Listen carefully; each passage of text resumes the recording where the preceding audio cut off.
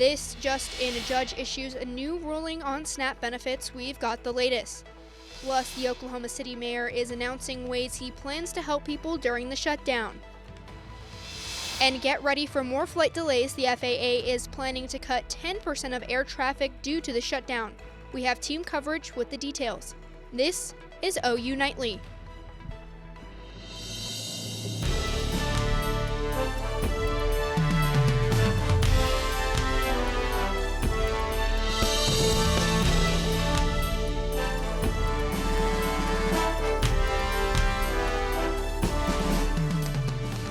Today marks day 37 since the government shutdown began. Thanks for watching OU Nightly. I'm Kariana Gamboa. And I'm Reagan Garvin. Just moments ago, a federal judge in Rhode Island ordered the Trump administration to fully fund SNAP benefits. OU Nightly reporter Jack Hancock is out on the South Oval right now with how this is going to affect students. Jack, what can you tell us? Well, yeah, guys, the federal judge in Rhode Island said that SNAP benefits will be fully funded for the month of November, following the announcement from the Trump administration that only up to 35% of those benefits could be funded. Now, this could mean billions of dollars for the Department of Agriculture and the U.S. government. However, the federal judge says that people have been affected for far too long with no help. That's been seen here on this campus. Students have been affected by the shutdown, wondering where their next meal will come from. 1 in 8 Oklahomans rely on SNAP benefits, and the United Way of Norman is attempting to help. They have 34 donation drop-off locations all across the city. You can find more information at unitedwaynorman.org/food drive.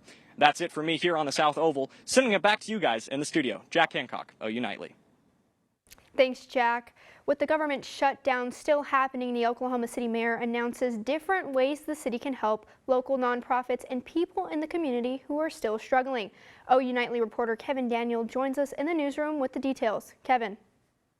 That's right, Kiriana. Oklahoma City Mayor David Holt says the city is having to step in and help residents impacted by the shutdown.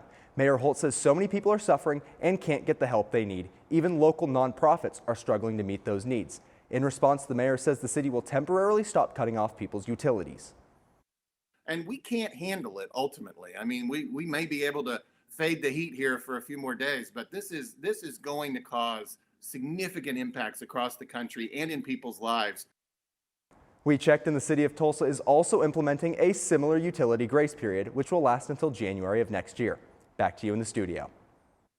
Thanks, Kevin. And if you are planning to travel somewhere tomorrow, many experts are saying to try other ways besides flying. The Federal Aviation Administration says they may cut air traffic by 10% at 40 airports starting Friday if a deal is not reached to end the government shutdown. CNN reporter Amy Kiley has the details. The impact here will be huge for the American traveler. The FAA says it will cut about 10% of flights at 40 major airports starting tomorrow. That's unless the government reopens. The reason? Air traffic controller shortages. FAA facilities report more than 400 of them since the shutdown began. They're not calling in sick. They're calling in saying, I don't have childcare today. What do you want me to do? A controller union leader says the need to address the strain on the system is urgent. The FAA agrees. And we're not going to wait for a safety problem to truly manifest itself when the early indicators are telling us we can take action today to prevent things from deteriorating. An airline source says companies got about an hour's notice about the plan. Now they're scrambling to adjust their flights. United says it aims to keep hub-to-hub schedules normal, but the CEO of Frontier Airlines warns some passengers could get stranded. He suggests people flying Frontier within 10 days book backup tickets. Across airlines, passengers leaving tomorrow might not get much warning if they're affected. That's because the FAA initially declined to name the impacted airports. What the FAA is talking about here is equivalent to canceling about 4,500 flights a day. By my math, that's about 30% worse than the worst day for flight cancellations in the last year. I'm Amy Kiley reporting. Oklahoma City Will Rogers International Airport is not on the list, but it is a hub for many connecting flights with airports that are on the list and may be affected. Some of these airports include Dallas-Fort Worth International, George Bush Houston Intercontinental, and Ronald Reagan Washington National. The Oklahoma Turnpike Authority is moving forward to the next phase of a controversial turnpike expansion, and they want your input. Construction is set to begin next year on the east-west connection from I-44 near Newcastle between Moore and Norman, then connecting the Kickapoo Turnpike out by New Walla. It'll be built in 3 phases, but the OTA says it needs public input on things like where drivers want on and off ramps and pinpointing the worst traffic stops to help them build and finalize the route. The comment period is from now until December 3rd. And former Dallas Cowboys player Marshawn Kneeland was found dead early this morning. OU Nightly reporter Michael Thompson joins us in the studio with more information. Yeah, terrible news. 24-year-old Marshawn Kneeland was found dead this morning from a self-inflicted gunshot wound. The Frisco Police Department says they were assisting the Texas Department of Public Safety in locating a car that evaded officers and was later found crashed. Reports tell us Kneeland fled the scene on foot and was found dead 3 hours later. The Dallas Cowboys released a statement on Instagram this morning saying Marshawn was a beloved teammate and member of our organization. Our thoughts and prayers regarding Marshawn are with his girlfriend Catalina and his family. No further details have been released at this time as the investigation is ongoing. Israeli jets strike several towns in southern Lebanon. The strikes come just hours after militant group Hezbollah urged the Lebanese government not to continue peace negotiations with Israel. Israel and Hezbollah are 11 months into a U.S.-backed ceasefire despite continuous fighting. Israel is urging Lebanon to not let Hezbollah rearm themselves. California Representative Nancy Pelosi will not seek re-election. Pelosi announced her retirement earlier today in a video online. She was the first female to serve as Speaker of the House. She served as a representative to California for nearly 40 years. Pelosi played a large role in the adoption of California's Proposition 50, which will redraw the state's congressional maps. Pelosi said she will finish her final year in office. Weight loss drugs such as Ozempic, Wegovy, and Mounjaro are about to be more affordable. The Trump administration has reached an agreement with drug makers Eli Lilly and Novo Nordisk to reduce prices on GLP-1 medications, bringing monthly costs to as low as $150 and capping Medicare copays at $50. The price you pay will depend on coverage and how medications are purchased. It's been a pretty nice day, don't you agree, Yeah. Reagan? Yeah, but I heard that might be changing soon. Well, thankfully we have OU Nightly meteorologist Brighton Calloway in studio with us today to give us the latest. Brighton. Yes, guys, we do have a few cold fronts coming up for this week and this weekend, but right now temperatures are really beautiful outside. Right now it's 79 degrees, and we actually have OU Nightly meteorologist Riley Bell live outside taking a look at those beautiful conditions. Riley? Thanks, Brighton. It sure is nice outside, but it is a bit unseasonable, if I do say so myself. Those upper 70s, like you were talking about, not really the usual for fall. Sky's been mostly clear throughout the day, maybe a little bit of milk in them now. Been pretty breezy. It's been blowing my hair around. Wouldn't be surprised if it was still doing so right now. But as you mentioned earlier, we do have a few cold fronts that are going to be pushing across the Sooner State over the next few days. And then with those cold fronts, what you can expect is a lot more breezy winds, maybe some stronger gusts, maybe even up to 20 miles an hour over the next few days. A lot of cooler temperatures, but I'm going to leave the greater details back to Brighton in the studio. Brighton? Thank you, Riley. Now, exactly like he was saying, those cold fronts will be seeing intense wind gusts, bringing us wind chills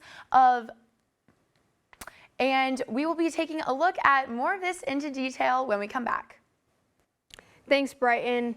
Reagan, do you ever find yourself doom scrolling on your favorite apps? I know I do. Yes, I absolutely do. More than I'd like to say. But stay with OU Nightly and see what ways you and I can practice better phone habits next. And see how thunder struck in Portland last night. Plus, one Soon team announced their full schedule ahead of the 2026 season. Michael Thompson will tell you who coming up in sports. Being a way to fill time, many people scroll on their phones. However, it can be hard to put your device down. CNN reporter Mandy Gaither has the details on how doom scrolling can take a mental health toll on people. It's become a way to fill time, and sometimes a person doesn't even realize how much time they're spending on a device. Unfortunately, doom scrolling has become a very common and unhealthy practice in our society. Psychologist Adam Borland with Cleveland Clinic says constantly looking at disturbing and anxiety-provoking material on social media takes a toll on mental health. Too much exposure can fuel stress and lead to increased anxiety, low mood, sleep disturbances, irritability, and it can even create problems at home or work. Oftentimes people complain about losing long periods of time scrolling through their phone because it becomes addictive. To stop yourself from doom scrolling, Borland says to start with mindfulness, focus on the present moment, establish healthy boundaries on when and when not to use devices, monitor which sites you follow and how they affect your mood, stress, and anxiety levels. He says it may be time to unfollow some of those accounts, have a support system of people that can help during a hard time, and finally, put the device down. Instead, fill your time with exercising, getting outdoors, or engaging in something creative. It's important for people to remember that they have a choice in all of this. They have a choice as to how much upsetting content they're accessing. And when they have that choice, that comes with a sense of control. For Health Minute, I'm Mandy Gaither. If feelings of stress and anxiety become overwhelming, mental health services like the Suicide and Crisis Lifeline are always available. You can text or call at 988. A Norman museum is celebrating its 25th year of history, community, and wonder. When we come back, we'll tell you how you can celebrate the popular Norman landmark this weekend.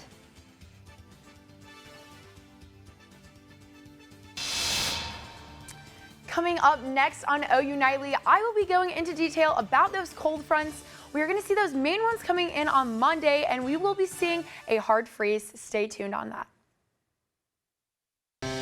Good afternoon. I'm OU Nightly meteorologist Brighton Calloway. Right now, we are looking at our weather center cam pointed at Highway 9. It looks really beautiful out there. The sun is shining. You can see our leaves are starting to change some darker, deep red colors.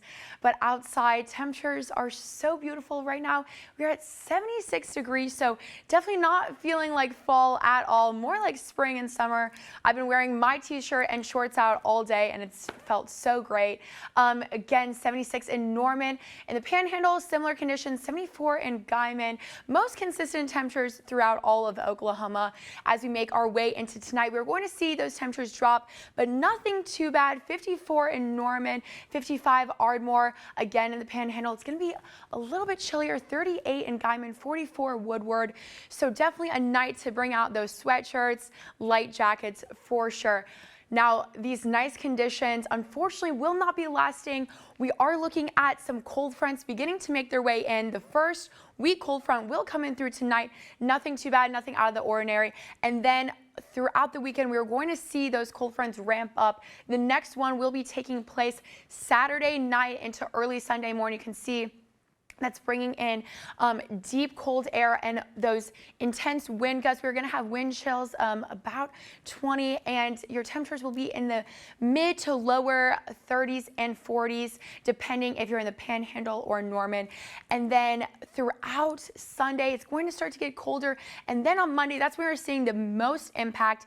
That is going to be when we are seeing our hard freeze. Now, hard freeze means staying below 28 degrees. Now, some tips for this hard freeze: protect your plants. If you have outdoor plants, taking an old sheet or covers, just putting them over to keep them warm. If you have any potted plants, bring those indoors. Dressing for the cold, bring out those big coats, those sweatshirts, everything to keep you safe and warm, and keeping your pets warm because they are very vulnerable as well. Now, our other main story for this weekend and the week are these dry conditions. Now, this will be lasting into next week. This is a precipitation outlook for the next 6 to 10 days. We are looking below average for that precipitation. Now, our 7-day, it's looking very beautiful until we get to the weekend, and that's when we're going to see those cold temperatures and that hard freeze on Monday.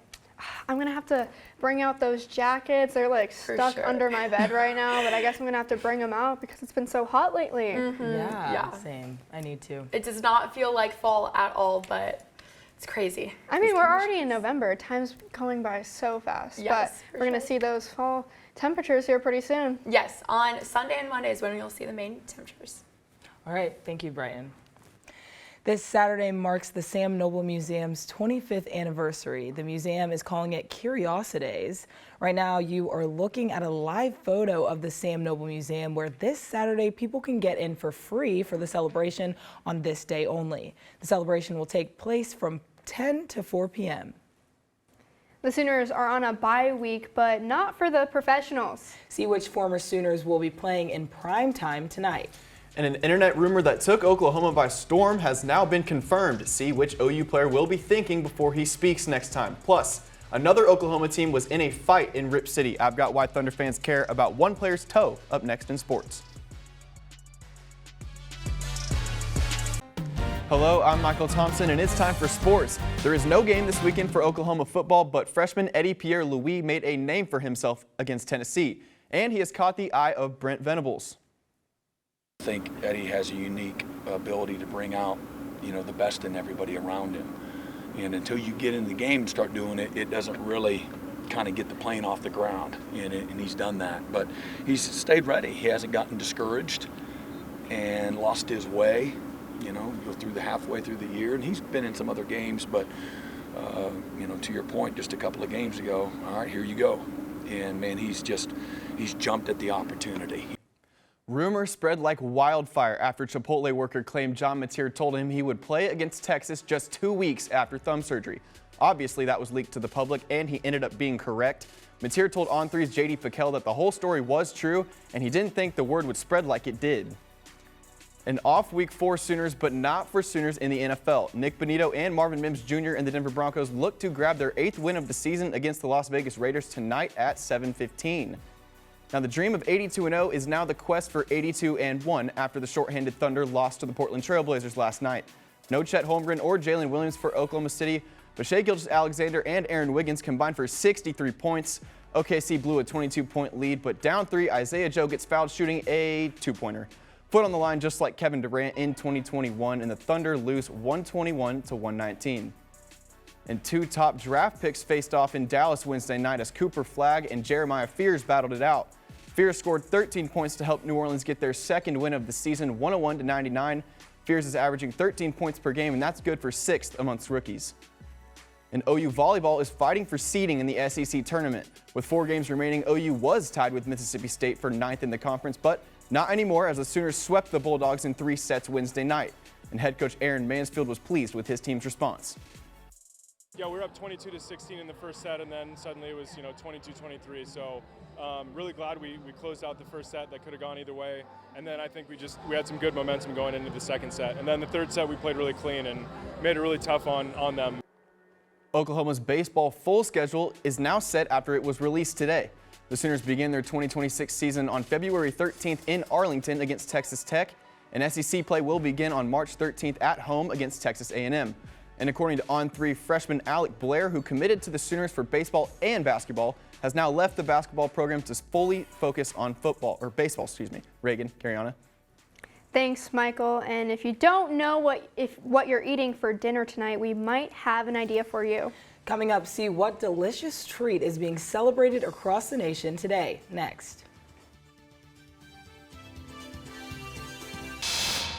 In an affidavit from Pottawatomie County, OU Nightly can confirm charges have been filed for the semi-truck driver who hit and killed 2 OU students in March of this year.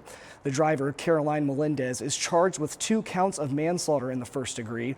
The affidavit reveals Melendez was distracted while reaching for a bottle of water and did not notice stopped traffic ahead. Cariana, Reagan, back to you in the studio. Thanks, Sutton. Now we're going to take one last look at weather. Yes, so to reiterate, our main focus are these cold fronts coming up, and those will be seen on Sunday and on Monday as well. Awesome, thank you so much. And today's the day to grab your queso and tortilla chips because it's National Nachos Day. The snack was originally created in Mexico by Ignacio Anaya, nicknamed Nacho, in the 1940s. The dish's popularity spread throughout Texas and the Southwest and eventually nationwide. Restaurants across America are celebrating with deals including Taco Bell, Baja Fresh, and Del Taco. I might go grab some nachos after this. How about you guys? Yeah. Absolutely. Yeah, absolutely. Same. Awesome. We can all go together. Well, thank you, and thank you guys for watching OU Nightly. I'm Kariana Gamboa. And I'm Reagan Garvin. Be sure to watch OU Nightly live weekdays at 4:30. Good night.